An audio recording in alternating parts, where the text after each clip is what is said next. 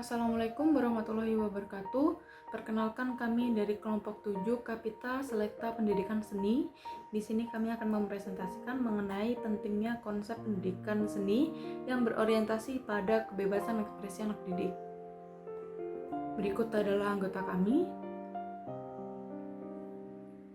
Dan berikut adalah daftar isi kami.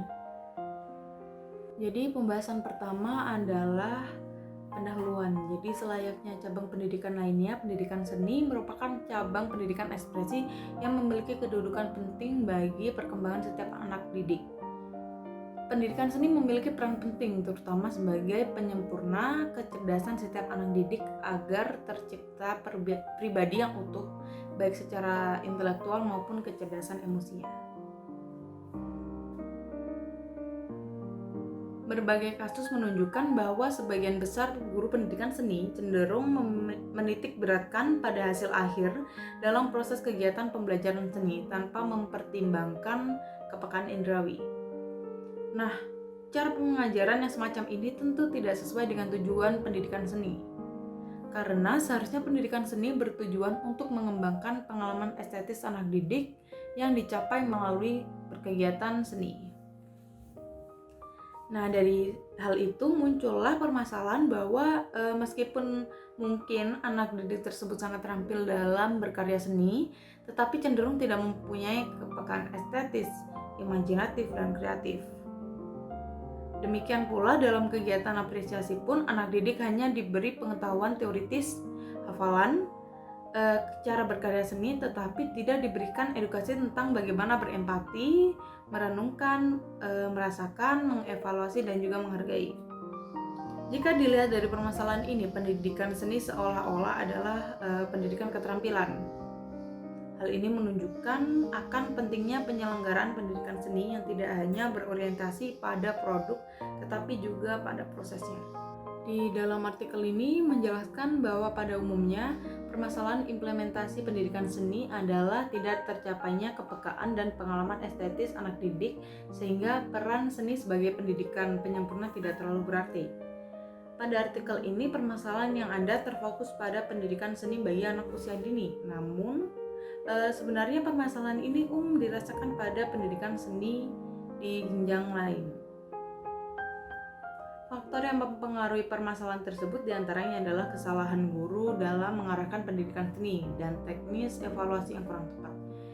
Jadi contoh permasalahan pendidikan seni yang ditemukan dalam artikel ini adalah yang pertama, pendidikan seni tidak diarahkan pada kebebasan ekspresi dan perkembangan anak didik. Yang kedua, teknik evaluasi pendidik yang kurang tepat, yaitu melalui penilaian numerik maupun penilaian salah atau benar, bagus atau jelek, yang menyebabkan minat anak pada pendidikan seni berkurang.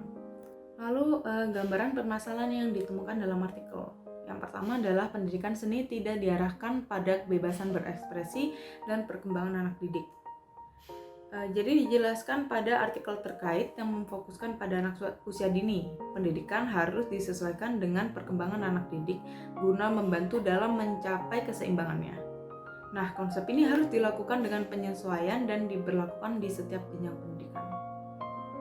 Yang kedua adalah teknis evaluasi pendidik yang kurang tepat yang menyebabkan minat anak pada pendidikan seni berkurang.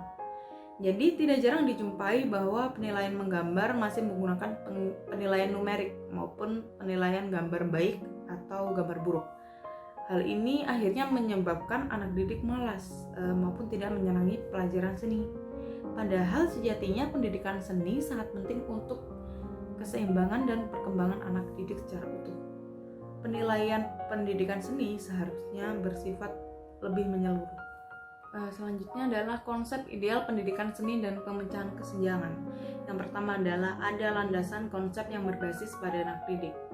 Jadi telah dijelaskan oleh Salam 2005 bahwa orientasi pendidikan seni dapat dibagi menjadi 3, yaitu yang pertama, pendidikan seni diorientasikan kepada anak didik untuk memenuhi kebutuhan mendasar bagi anak tersebut. Yang kedua adalah pendidikan seni yang berorientasi pada disiplin ilmu atau keilmuan seni. Dan yang ketiga, pendidikan seni berorientasi pada kebutuhan masyarakat yang bertujuan untuk memenuhi kebutuhan masyarakat akan seni. Nah, sehubungan dengan permasalahan kesenjangan yang pertama ditemukan, Hendaknya pendidikan seni diorientasikan pada anak didik. Menurut Muharram 1993 menyatakan jika terdapat beberapa batasan dalam pelaksanaan metode ekspresi bebas yang didasarkan pada alasan psikologis. Jadi yang pertama, pendidikan dan psikologis menyarankan kebebasan untuk berekspresi bagi anak didik secara menyeluruh, namun tidak berarti menolak bimbingan. Dan yang kedua, ada pengembangan kreativitas anak didik membutuhkan stimulasi dengan pertimbangan yang matang dalam wujud motivasi dalam setiap langkah kegiatan pembelajaran. Metode menggambar ekspresi bebas dapat dilakukan sesuai dengan contoh-contoh langkah seperti berikut ini. Jadi yang pertama, pendidik akan menawarkan atau menyediakan beberapa pilihan tema sebagai perangsang daya cipta anak didik. Lalu yang kedua, pendidik menjelaskan dan memberikan kebebasan pada anak didik untuk memilih alat atau media yang cocok dengannya. Lalu yang ketiga, pendidik menjelaskan jenis kertas serta alasan pemilihan kertas tersebut.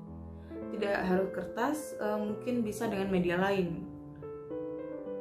Dan yang keempat adalah pendidik menjelaskan bentuk kegiatan menggambar tersebut. Apakah bentuknya sketsa atau bentuknya lukisan seperti itu.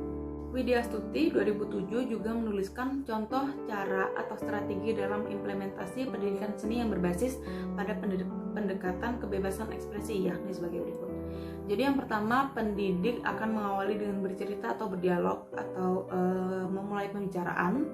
Lalu yang kedua, pendidik akan menghubungkan tema yang akan diangkat dengan pengalaman atau lingkungan anak didik. Seperti itu.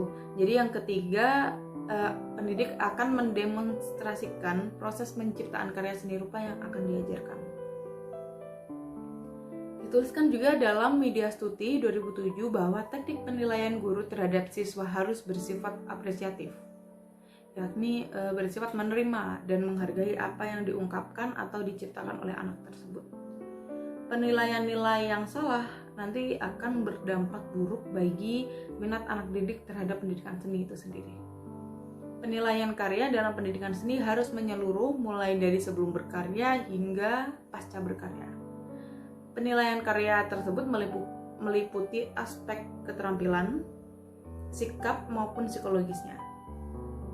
Penilaian kegiatan berkesenian hendaknya lebih ditekankan pada kesungguhan, kedisiplinan, keberanian, dan originalitas karya yang dihasilkan oleh anak didik. Penilaian dalam pendidikan seni rupa juga harus mencakup kemampuan psikologis dan estetik anak didik. Jadi dalam kesimpulannya terdapat beberapa permasalahan yang ditemukan dalam artikel berjudul Implementasi Pendidikan Seni Rupa di Taman Kanak-kanak dalam Kegiatan Menggambar Bebas. Yaitu antara lain yang pertama, pendidikan seni tidak diarahkan pada kebebasan ekspresi dan perkembangan anak didik. Dan yang kedua adalah teknis evaluasi pendidik yang kurang tepat, yaitu menggunakan penilaian numerik maupun penilaian salah benar dan bagus atau jelek. Sehingga hal itu menyebabkan minat anak pada pendidikan seni berkurang. Jadi adapun beberapa gambaran permasalahannya, antara lain yang pertama adalah pendidikan seni tidak diarahkan pada perkembangan maupun kebebasan ekspresi anak. Dalam hal ini, pendidikan seni justru menjadi pendidikan keterampilan sehingga kepekaan estetis dan perkembangan anak didik kurang dicapai secara maksimal. Lalu yang kedua adalah teknis penilaian hasil karya dalam kegiatan pendidikan seni kurang tepat jika menggunakan penilaian numerik. Hal ini akhirnya menyebabkan adanya pandangan hitam putih bahwa terdapat karya yang baik dan juga terdapat karya yang buruk. Pendidikan seni yang seharusnya sebagai penyempurna kecerdasan anak didik justru tidak terlalu berarti karena anak didik tidak menyenangi pendidikan seni karena hal tersebut. Beberapa hal yang dapat dilakukan untuk meminimalisirnya adalah yang pertama, memberikan beberapa tema untuk dipilih oleh anak didik untuk diwujudkan dalam karyanya. Dan yang kedua, pendidik memberikan pengetahuan mengenai teknis maupun demonstrasi dalam berkarya seni. Ketiga, memberikan kesempatan anak didik untuk memilih media yang mereka suka. Dan yang terakhir, yang keempat, penilaian menyeluruh mulai dari keterampilan, sikap, dan kemampuan estetisnya. Penilaian ini hendaknya menggunakan narasi ataupun simbol. Diusahakan untuk menghindari penilaian berbentuk nomor. Sekian presentasi yang kami sampaikan. Jika ada salah kata maupun perbuatan, kami memohon maaf yang sebesar-besarnya. Terima kasih banyak atas perhatiannya. Silahkan tuliskan feedback atau umpan balik kalian di kolom komentar di bawah.